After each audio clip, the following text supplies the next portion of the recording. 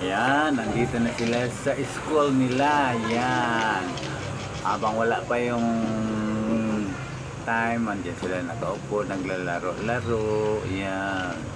Hawak-hawak yung baon. Wala yung isa, andyan din yung sa puruan doon sa mama niya. Ayaw pa magpaiwan. Yan, parang yan. Oh, mupo na siya. Oh, yan na silang dalawa. Yan, nandiyan na, nagsusulat na. Sila yan.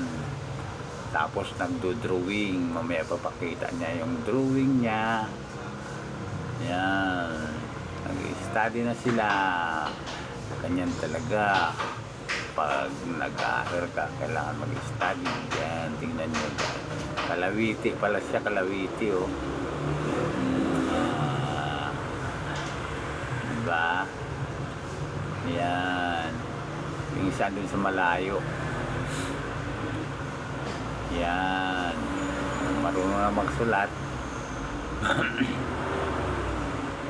O, diba mga guys?